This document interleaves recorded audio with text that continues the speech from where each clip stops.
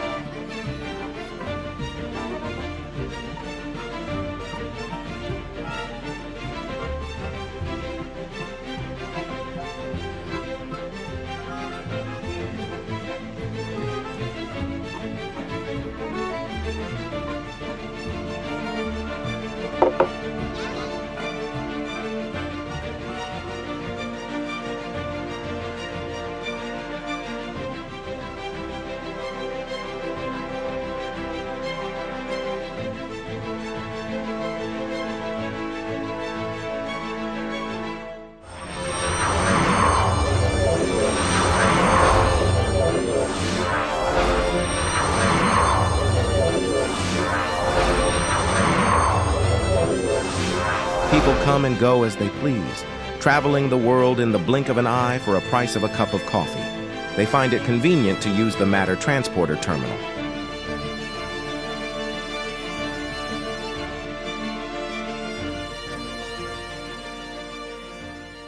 Major Melissa Catherine Sumner materialized on the Matter Transporter pad.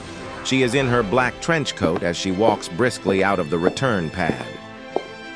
As she walks through the busy streets of Washington, D.C., she's on her way to the Towery Federation Security Annex Station at 935 Pennsylvania Avenue. She spots an emission disintegrator being activated, converting the smog into a harmless byproduct. The work of the Federation's Environmental Protection Division, ensuring the planet's air quality. She enters the building by a rotating door, which slides open silently. Before she got in, a scanner scans her identity and biometric data. She places her palm on the palm scanner.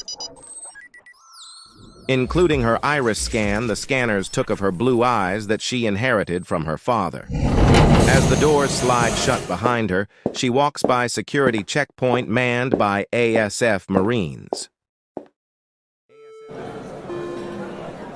Lance Corporal Hendricks, please see Sergeant Hauser at the lobby. Lance Corporal Hendricks, please see Sergeant. Good evening, ma'am.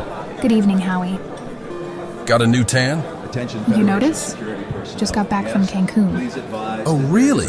I didn't know you went on vacation. I wasn't. I just need a day off somewhere. And you beamed to Cancun? Yeah, it's beautiful right about now.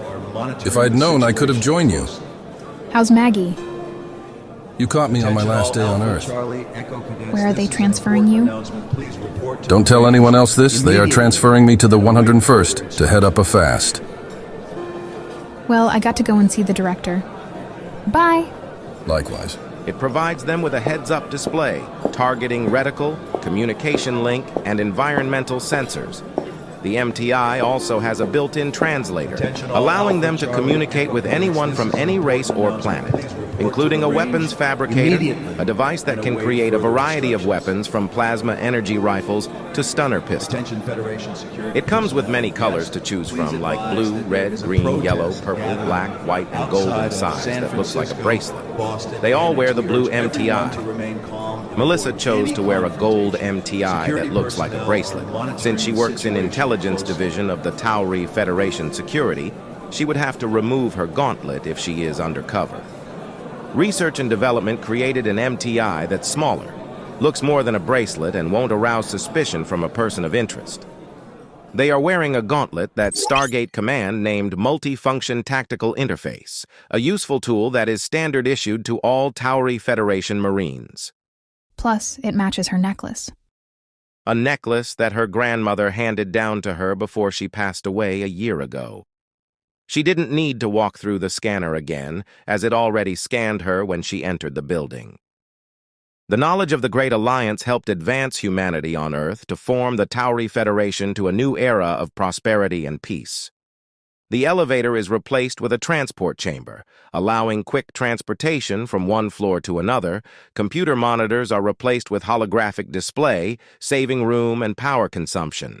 She walks toward the transport chamber. It's closed since it's being used. As soon as the door slid open, she went inside and punches in the floor she wants to go to, which is floor 12.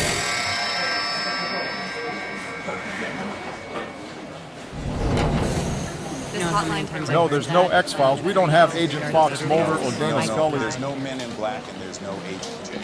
Good morning, Agent Sumner.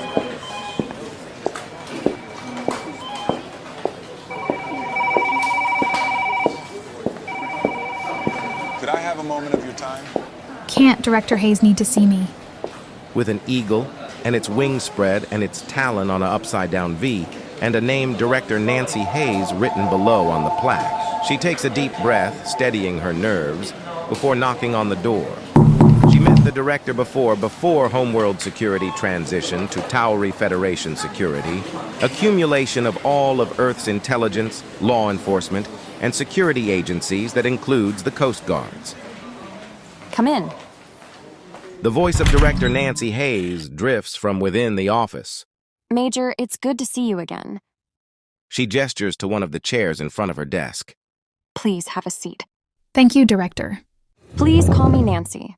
Can I replicate you a cup of coffee, Major, or would you prefer tea? She hates being called ma'am or director unless it's formal. No, thank you. I'm fine. I appreciate the offer, though. How was your vacation in Cancun? I've always wanted to go there. The pictures I've seen look absolutely breathtaking. Nancy asks as she replicated a cup of coffee from the food fabricator pad on her desk. It's more like a day off. Melissa chuckled. I had a quick visit to the beach and spent most of the time reading. It was nice, though. Thank God for transporter technology, Nancy says as she takes a sip of her coffee. I can't even begin to imagine how much time it would take to get from one place to another without it. She chuckles as she pulls out a holographic image on her desk and transfers the data into Melissa MTI. I got a new assignment for you. Melissa pulls up holographic image, showing a list of names and images besides the name. What's this? Colonel Teldy and her team recovered a list of trust safe houses and names. The double agent collected enough names and location of their safe houses to cripple the trust. Melissa looked at the list carefully. The last remaining clone is somewhere in the Cygnus sector. Our CI stated that he built a paradise with a few of his trusted Jaffa. You want me to assemble a strike force to capture him? No, there's already a Rapid Reactionary Task Force 101 en route to the sector. But I knew you would say that, but I wanted to brief you. Nancy showed her other image and names, a target list. She felt a chill run down her spine as she looked at the image. Not again. It's too much. When we've raided their safe houses, we uncovered your father and mother is on the list of targets that the Trust wants to eliminate. Why? Melissa took a deep breath, trying to calm her racing thoughts. I'm sorry. Nancy said solemnly. I have briefed General Shepard. She remembered being kidnapped by the Trust as a teenager with her Uncle Gordy, and how her father rose from the dead after being fed upon by the Wraith Queen. Colonel John Shepard is a general now? The one the media is obsessed about? My ex-husband private life is not the media's concern. The puddle jumper is waiting on the roof to take you to the Agamemnon. Thank you, Director. I'll see you soon. Melissa nods, standing up and walking towards the door, and realized the mistake she made. She takes a deep breath, trying to steady her nerves. Why can't I beam out to the Agamemnon? Oh, it's something to do with transporter inhibitors. Field disabling teleportation technology around Tauri Federation buildings. Nancy explained as she walked Melissa to the door. It's a security measure put in place after the Lucian Alliance attack our off-world bases. Good to know. I'll see you when this is all over. Hurry up, the 101st awaits. She steps out of the office, feeling a weight settling into her stomach. As she heads to the stairwell to get to the rooftop, Agent Jason Myers waves at her. You're not gonna say goodbye? Look, Agent J, I know you love me. Oh, I see. It's Agent J now? Don't take it the hard way. I have been through a lot, and I need some time to myself. I see you when I get back. As she gave Agent J a quick hug, she smiles as she let go. As she steps out onto the roof, the puddle jumper is sitting and waiting. As it sits there, with a ramp open, the helipad once served for a landing spot for helicopters. The pilot and co-pilot of the puddle jumper wave at Melissa as they see her approach. Major Sumner? Is this thing safe? As safe as any ancient design ship can be, but don't worry, Major. He summoned a holographic heads-up display, manipulating it with his mind and fingertips.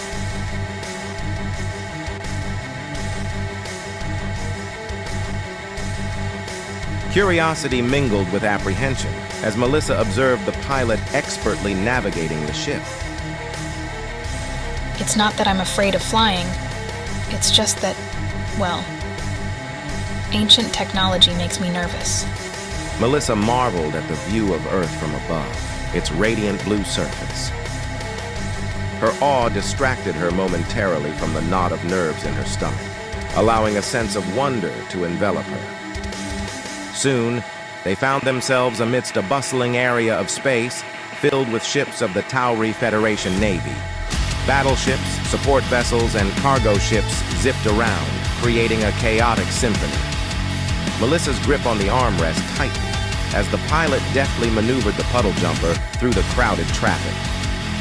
Glancing at the co-pilot, who focused intensely on their surroundings with nimble hands operating the controls, she attempted to steady her breathing and calm her racing heart. Flight, this is Colonel Seeley Booth. Permission to dock? Puddle Jumper 203, transmit your authentication code to verify. Transmitting authentication code. Puddle Jumper 203, this is flight, permission granted. The pilot guided the puddle jumper inside, executing a gentle landing. Melissa unbuckled her seatbelt and rose to her feet. She stepped out of the puddle jumper and glanced at a fighter that looked like an Asgard's O'Neill class, but smaller. The fins that acted as a landing structure could transform into a delta wing. Her eyes glanced back at the heavy scout. Major, that's not the Agamemnon. What? Melissa asked, confused. Look behind you, the co-pilot said, pointing to another ship. Melissa turned around and saw another ship docked. It was oval in shape with wings sloping on the aft port and starboard side.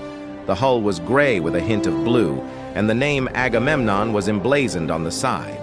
It measured 170.7 meters long, 110.9 meters wide, and 74.7 meters tall. From the midsection, she could see the bridge with dark blue-tinted viewports.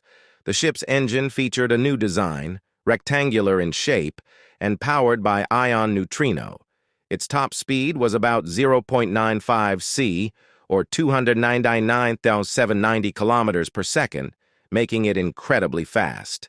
The power core of the ship was experimental but stable, utilizing a matter-antimatter bridge energy generator. The other ship is decommissioned, a museum piece, Seeley says, and has this curious look. Are you Colonel Ryko and General Marshal Sumner, kid? Melissa raised an eyebrow, caught off guard by the question. Yes, she said, a bit hesitantly. I mean, I'm their daughter. Damn, he's hot, she thought to herself. It wasn't like her to be so forward, but she couldn't help it. Colonel Seeley Booth smiled warmly. Well, I've always wanted to meet you. Melissa felt a blush creeping up her cheeks. Really? She managed to squeak out. Rising up in the ranks for a 20-something? Colonel Seeley Booth teased her, his smile growing wider. Melissa couldn't help but return the smile, feeling more at ease around him. 22 years old, actually. Well, still impressive. Melissa felt her cheeks flush even more. Shall we go in and discuss the mission at hand, Major? Go in where? I would love for you to go in me. Colonel Seeley Booth chuckled. Ha ha ha ha ha. I meant aboard the ship, Major. He gestured toward the airlock. Did I say that out loud? Melissa asked, blushing even more. She felt a little embarrassed for being so forward, but she couldn't help it. Colonel Seeley Booth just had that effect on her. His chiseled chin, the deep brown eyes, and the way he smiled. It was hard not to be affected. Were you a friend of my father? No, we were in Iraq, fighting a nonsensical war. Thank God for President Henry Hayes. What were you before? I was an FBI agent. Got tired of seeing dead bodies every other week.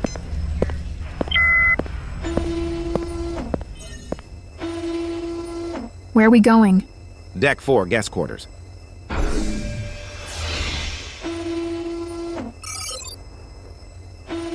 And here we are, your temporary quarters.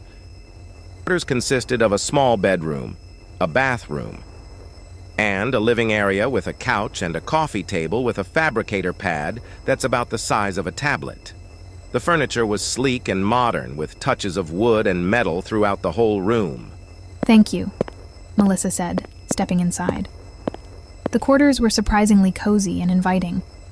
She glanced around, taking in the modern furnishings and sleek design. I will be on the bridge if you need me.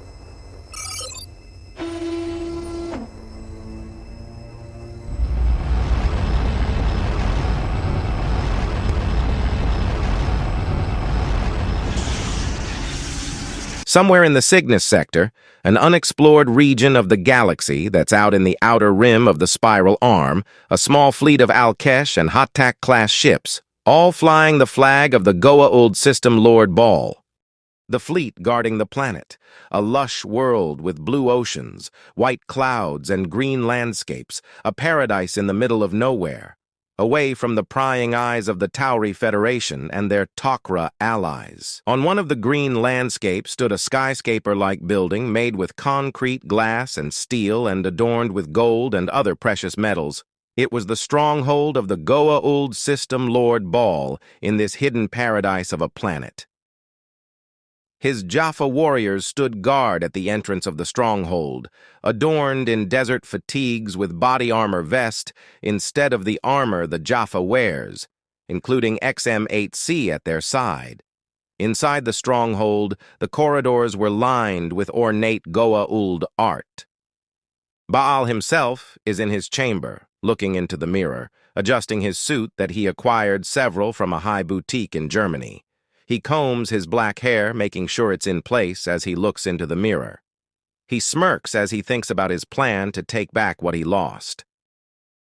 He spotted Charlotte Mayfield, or Athena, referring to the snake that's in her head at the corner of his eye. She is sporting a V-neck black dress, revealing her cleavage and gold belt around her waist. Charlotte. My lord? Speak. Ball commanded, not taking his eyes off the mirror. Charlotte took a deep breath and rolled up her sleeve to reveal a small MTI bracelet hidden underneath.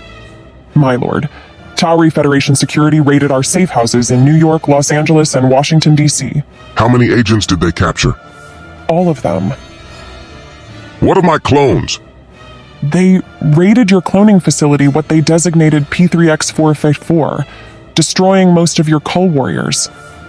Ah, well, it seems our enemies are closing in on us. We must be more cautious from now on. Shall I have someone eliminated?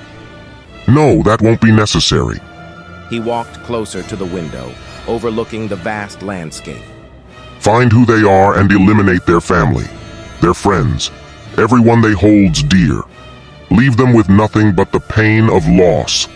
Let the Tauri know that we are not a foe to be taken lightly. He paused, contemplating further. And Charlotte, don't fail me again. Ball leaned closer to her, his eyes darting down to her cleavage before snapping back to her face. If you were any other people, I could kill you. But I need you, Charlotte. He paused for a moment.